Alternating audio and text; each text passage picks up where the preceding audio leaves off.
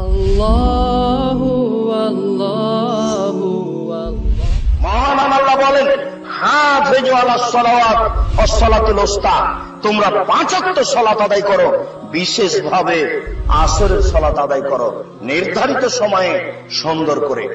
মহান আল্লাহ বলেন, কাদ আফলাহাল মুমিনুন আল্লাযীনা হুম ফি সালাতিহিম খাশিউন, ওরাই সফল হলো যারা ভয় ভীতি নিয়ে সালাত আদায় করলো। ভয় ভীতি নিয়ে সালাত আদায় করলে সফল হবেন ইনশাআল্লাহ। রাসূল সাল্লাল্লাহু আলাইহি সাল্লাম বলেছেন, ইসলাম নির্ভর করে পাঁচটি জিনিসের উপরে, তার 2 নম্বর হচ্ছে সালাত। আল্লাহ 24 ঘন্টায় 5 ওয়াক্ত সালাত ফরজ করেছেন। সংক্ষিপ্ত বিবরণে আল্লাহ রাসূলের ভাষাতে বুঝতে পারছিলাম সালাত ফরজ। সম্মানিত উপস্থিতি, সালাত আদায় করতেই হবে যে কোনো মূল্যে। ওযু করে সালাত আদায় করতে হয়, পানি নেই, তায়াম্মুম করে সালাত আদায় করতে হবে, মাটি নেই, বিনা ওযুতে বিনা তায়াম্মুমে সালাত আদায় করতে হবে। দাঁড়িয়ে থেকে সালাত আদায় করতে হয়, দাঁড়িয়ে থাকা যায় না, বসে থেকে করতে হবে, বসে থাকা যায় না, শুয়ে থেকে সালাত আদায় করতে হবে। স্বাভাবিক গতিতে মাটির উপরে বসে সালাত আদায় করাই সুন্নাত, উত্তম। সম্মানিত উপস্থিতি, আপনি শুয়ে সালাত আদায় করুন।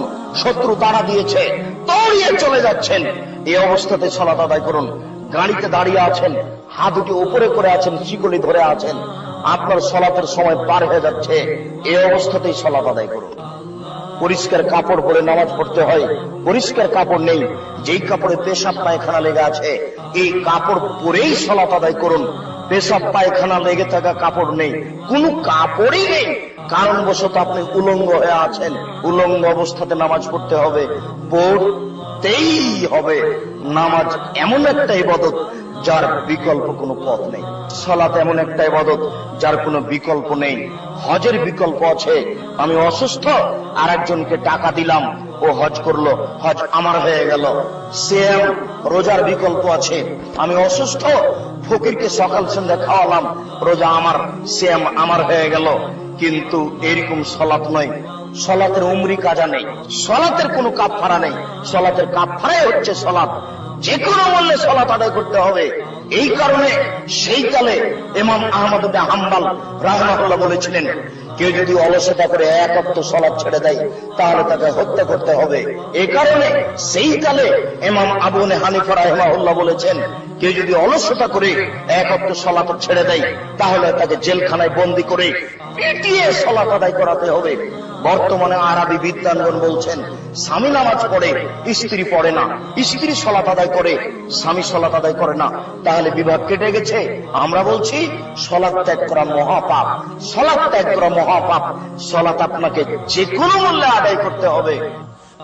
সম্মানিত দিনী ভাই, আমরা সংক্ষিপ্ত বিবরণে বুঝছিলাম সালাত আদায় করতেই হবে। এরপরে বলি, যারা সালাত আদায় করে না তারা কেমন। আমাদের নবী মুহাম্মদ সাল্লাল্লাহু আলাইহি সাল্লাম বলেন, মান তারাকা সালাত মুদাম্মাদান ফাকাত কাফারা, কেউ যদি ইচ্ছাকৃত সালাত ছেড়ে দেয় তাহলে সে কাফের হয়ে গেল। আমাদের নবী মুহাম্মদ সাল্লাল্লাহু আলাইহি ওয়াসাল্লাম বলেন, বাইনাল আবদি ওয়া বাইনাল কুফরি তারকুস সালাত, মুসলমান এবং কাফেরের মধ্যে পার্থক্য হচ্ছে সালাত ছেড়ে দেওয়া। যারা সালাত আদায় করে তারা মুসলমান, যারা সালাত আদায় করে না তারা কাফের। আমাদের নবী মুহাম্মদ সাল্লাল্লাহু আলাইহি সাল্লাম বলেন, উমিরতু আন উকাতিলান নাস হাত্তা ইয়াকুলু লা ইলাহা ইল্লাল্লাহ ওয়া ইকুমুস সালাহ, আমাকে আদেশ করা হয়েছে যে আমি মানুষকে পিটিয়ে সালাত আদায় করাবো, যে কোনো মূল্যে, মারবো না হয় মরবো। যদি তারা লা ইলাহা ইল্লাল্লাহ বলে, সালাত আদায় করে, আশা মুমিন দিমাহুম মালাহুম, তাহলে তাদের টাকা, সম্পদ, রক্ত নিজেকে নিরাপদে করে নিল। সালাত আদায় না করলেও কাফের হয়ে যায়। সংক্ষিপ্ত বিবরণে বুঝলাম, সালাত আদায় না করলে মানুষ কাফের হয়ে যায়। আল্লাহু আল্লাহু আল্লাহু আল্লাহ আল্লাহ।